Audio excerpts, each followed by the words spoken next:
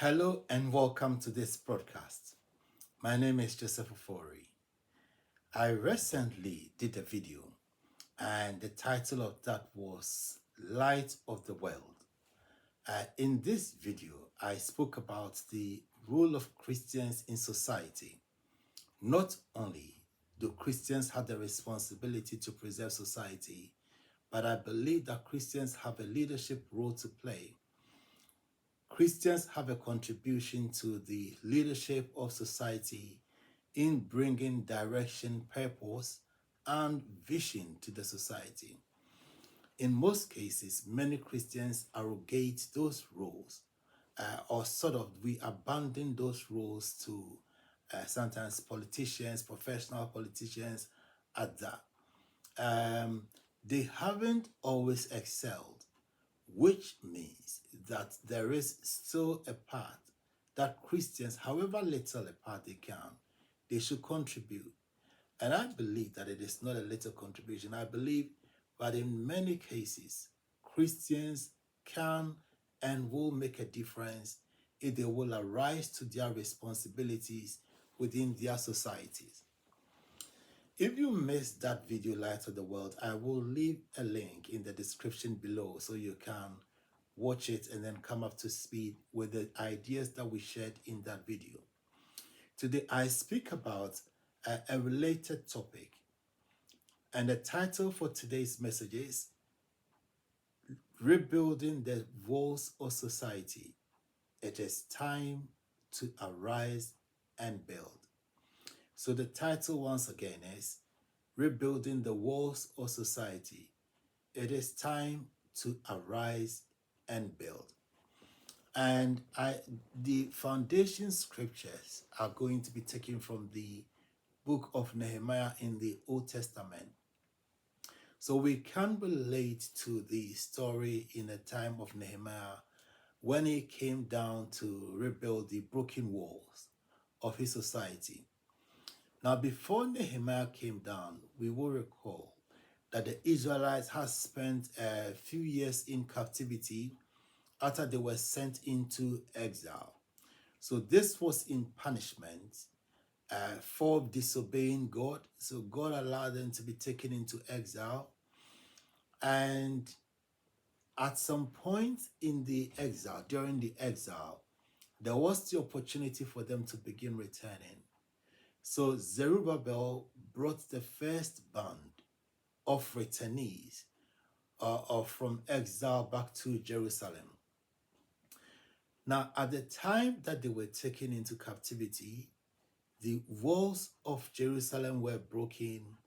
The temple was destroyed. Their city was totally destroyed. When Zerubbabel came with the first band of returnees, they rebuilt the temple.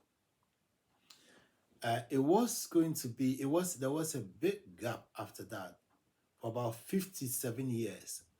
And then Ezra came with the second band of returnees, the second band of exiles that came back to Jerusalem.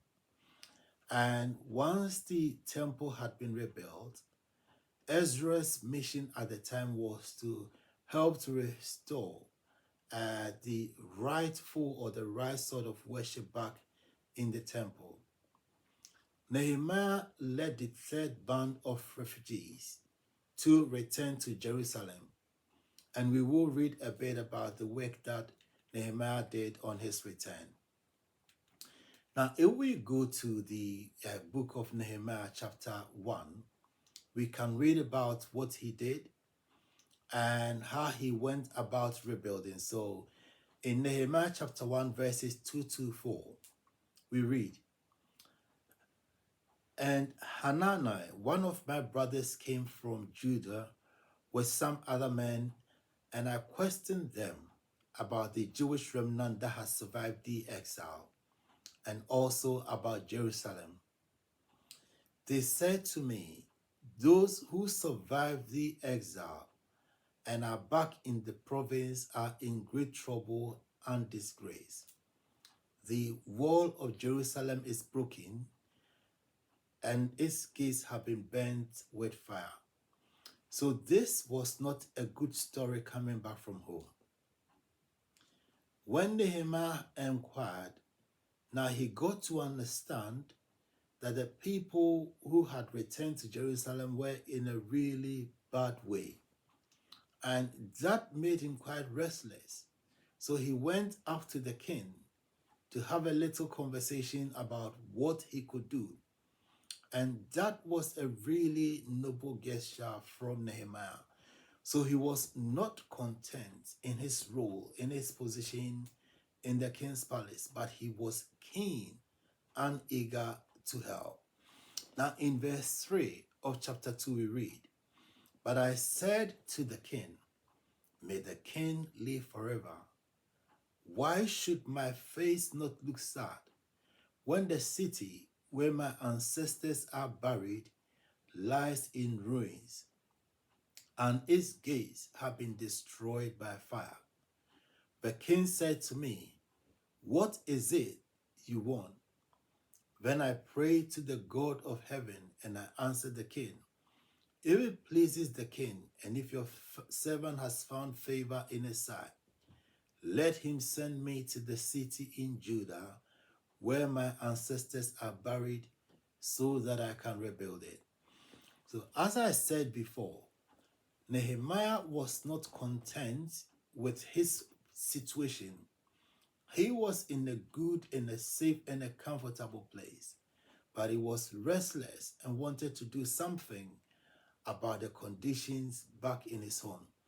So he went to his king and then he asked that, "Is there any way you can allow me to go back and rebuild the broken walls back in my home country?"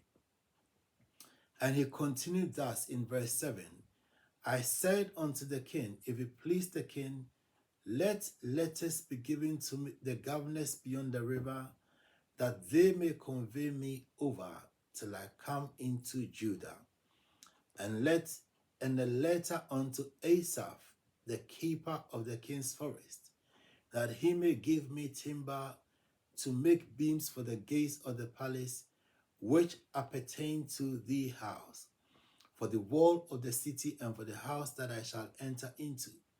And the king granted me, according to the good hand of my God upon me. So Nehemiah didn't just ask for permission to go. He asked for the resources, the material, the building material that he was going to need. So he asked for letters, that would be given to the people who were responsible for keeping these. And he duly got given these. God granted him favor in the sight of the king. So the king was very ready and willing to support Nehemiah's vision that he saw God give him for his country. If we continue, we can read in verse 11 that I came to Jerusalem and was there 3 days. And I arose in the night, and some few men with me. Neither told I any man what God had put in my heart to do in Jerusalem. Neither was there any beast with me, save the beast that I rode upon. Then I went up in the night by the brook, and viewed the wall, and turned back, and I entered by the gate of the valley, and so returned. Now there are a few things that Nehemiah did once he got back. Now I like the fact that Nehemiah wasn't speaking anyhow to anyone about what God had told him to do. The Bible says that he did not tell any man. Now sometimes we are too quick to discuss and to share the dreams and the visions that God gives us with other people. Now we must be conscious about potential dream killers who will jump on and kill the dreams even before we've got the time to start anything. The second thing, still along the lines of the discreet nature of his mission, was that he went into the night. He didn't set up any fanfare. He didn't call a big press conference to tell people what he was going to do. But in the dead of the night, in the silence with no one watching, the Bible says that he went down by night by the brook, and then he had a look at the wall. Once again, we must be wary of people and the sort of situations that can thwart the dreams that God lays on our heart. So sometimes it is important that we are quite discreet, in doing some of these. And in due season, God will manifest. So there is really no need sometimes for us to trumpet before it's time. There was a time when Jesus, before he performed his first miracle, he had gone to a wedding feast. Now, his mother was fully aware of what Jesus was capable of doing. So when the wine had run out, now he went and then he beckoned Jesus. I'm sure, with a good heart, he felt that this was the time. If you are going to be great, then this is the real opportunity. Just do it.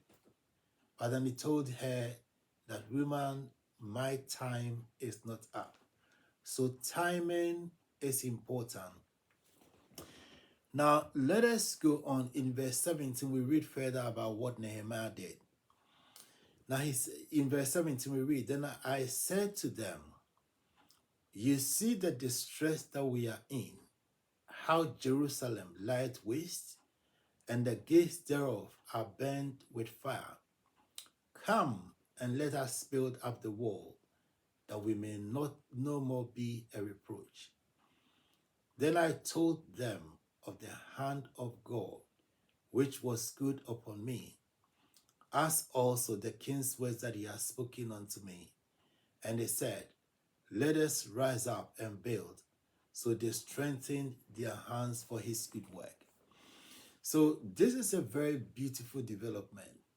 So after Nehemiah reached out to the people and he has sold them in on the dream, on the vision, on the plan that God had, the Bible says that he encouraged them. He told them of God's hand upon him, which is critical.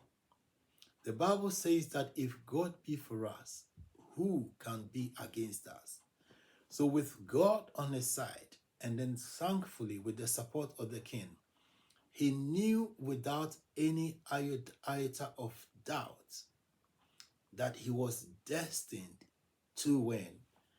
And with this motivation, with this encouragement, the people all in unison decided that let us rise up and let us build. And then they strengthened themselves. They knew right from the get-go that it wasn't going to be an easy task. So they got themselves ready, they encouraged themselves, and then they strengthened themselves in the Lord.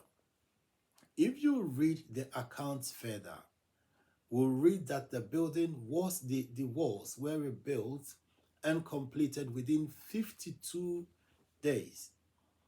Not even 52 weeks, which would have been a year, 52 days. So the question that I ask is, why did it take so long if 52 days was all that was needed to rebuild this wall?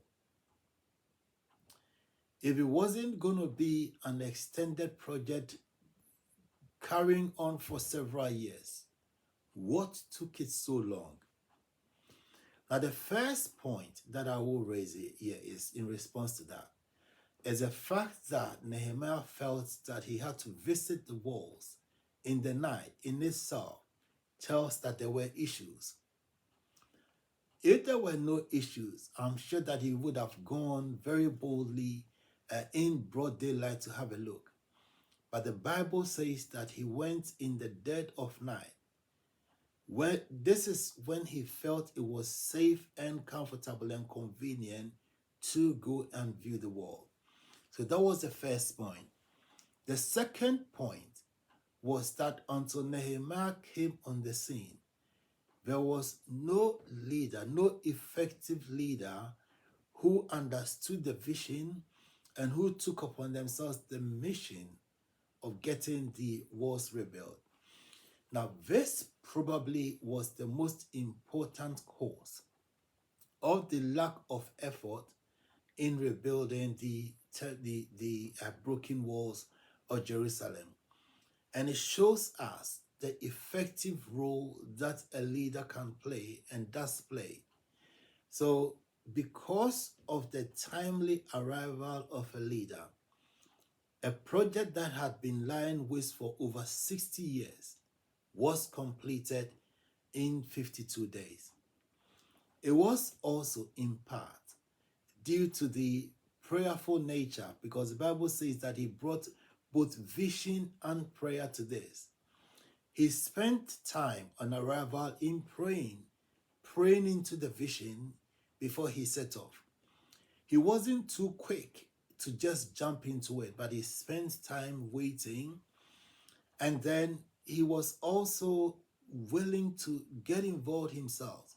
He identified with the people. He was not just a visionary leader, but he was one who was willing to lead by example.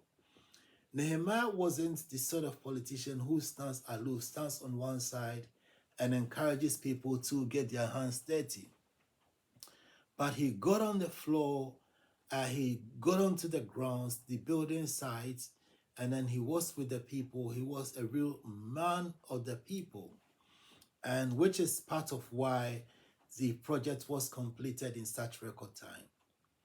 Now, if you're watching this and you feel that you, like Nehemiah, there are conditions around your society, wherever you call society, whether you are in a foreign land and you're looking back home and you are not happy with what goes on. There are many people, for example, who live abroad, who every time you hear about your country, it is about something bad. Sometimes, or many a times, you never hear anything good in the news about your country.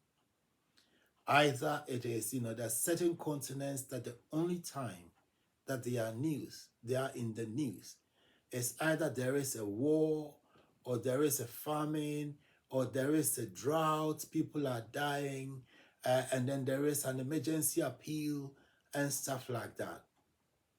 So for many countries, many societies, no good thing gets said about them. And I'm challenging the Nehemiahs who are comfortable in other places that this is the time to arise and then to rebuild. If you're watching this and you feel the burden, the call to action, and you are willing to take that action, write in the comment section that I am ready and willing to rebuild the broken walls.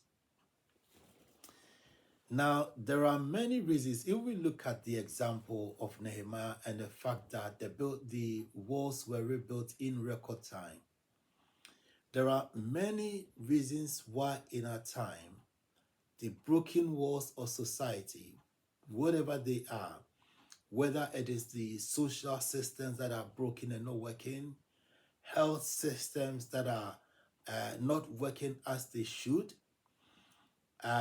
those social safety nets that should ensure that people are not too poor, that sometimes are not effective.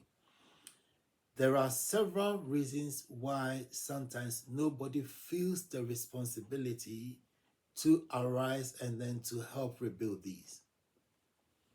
Sometimes one of the major reasons is that we are preoccupied with our own prosperity. So we are busily fighting for and looking for our own daily bread. And as a result of that, we are almost blinded and oblivious of the wider society and the reproach that the wider society faces. Now, unlike this, Nehemiah was very selfless. He was comfortable in his position, but he was willing to get out of his comfort zone just to make sure that his people were also going to be comfortable and that the reproach was taken away. In verse 20 of chapter 2, we read from Nehemiah, and this is one of the core motivations that led him and he was able to impart the vision to his people. Now he said, "Then said I to them, and I said to them, the God of heaven, he will prosper us. Therefore we his servants will arise and build." Nehemiah for a start, he was very positive that God was going to prosper him. But he didn't want the prosperity to be the be-all and end-all. Nehemiah didn't seek prosperity on his own merit as an end in itself. But the prosperity that he was guaranteed of spared him all. He says that, therefore we will prosper, but therefore we will arise and build.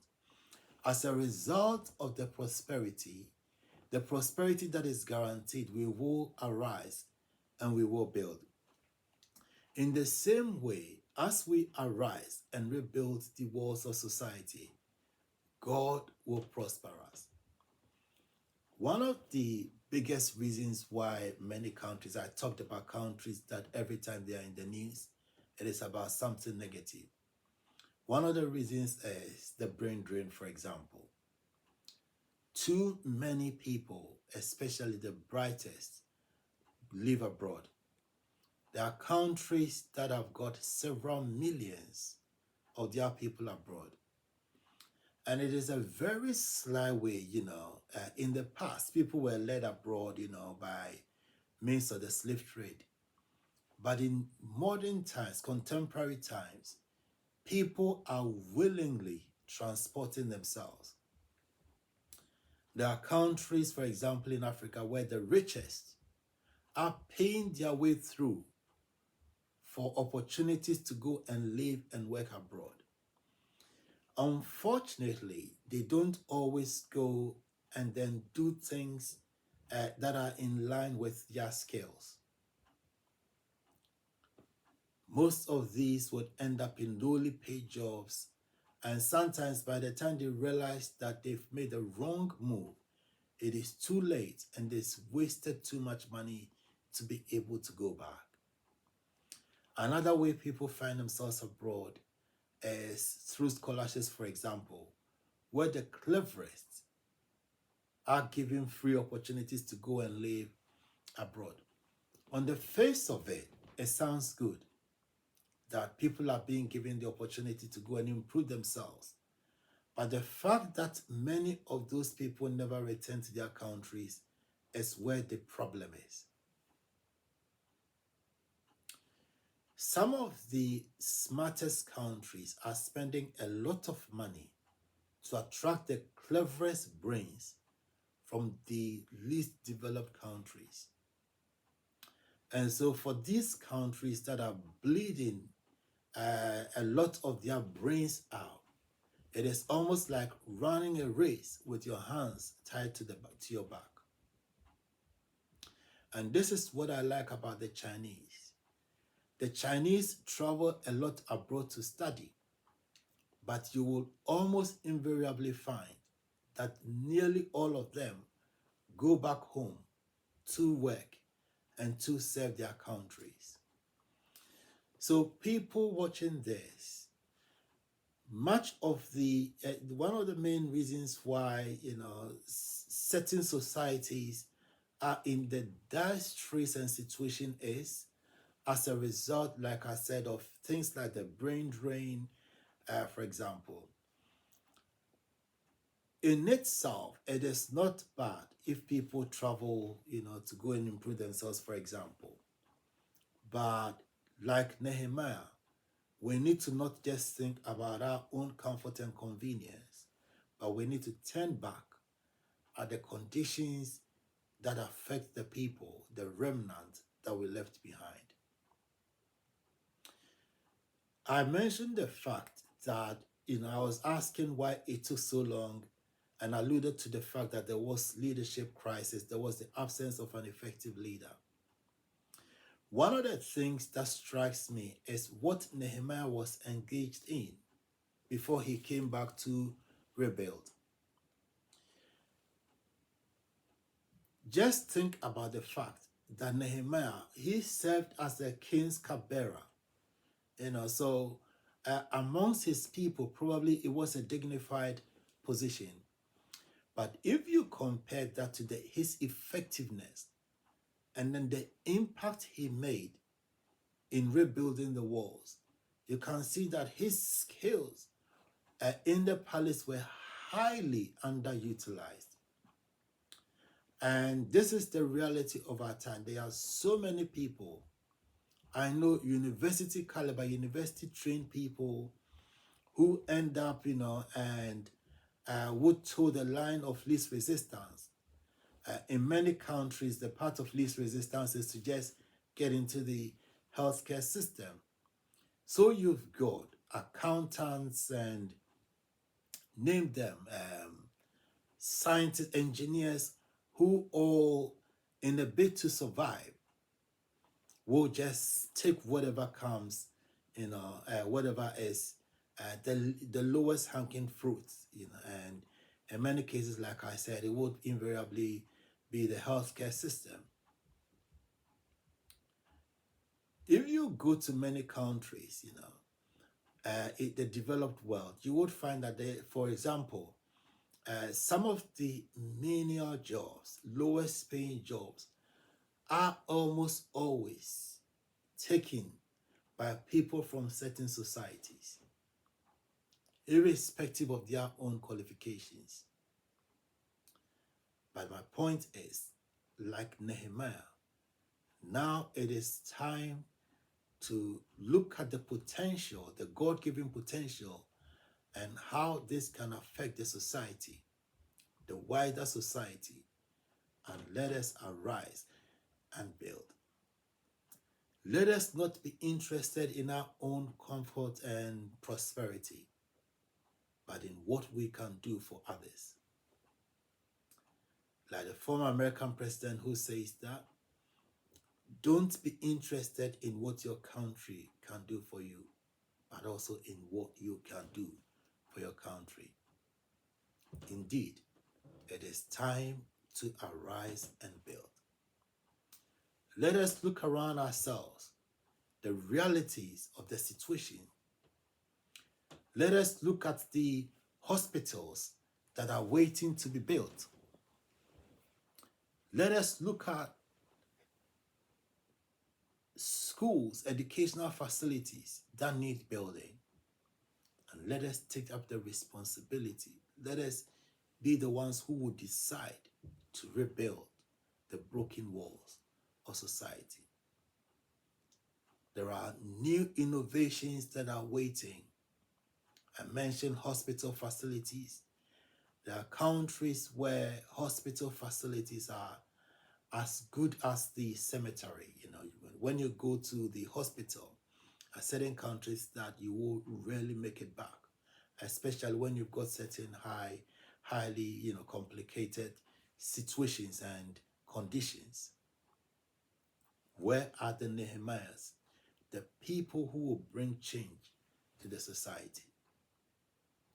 Whatever society that you live in, look around you, look at the issues that are calling for attention, and realize that it is not just a duty and a job for the politicians, but you are responsible. Let us arise and build, for the Lord will prosper us. Well, that is about all we've got time for. Thank you very much for watching this. If you found this useful, and I will ask that you subscribe to this channel and then share this with your friends and family. And I will see you in the next video.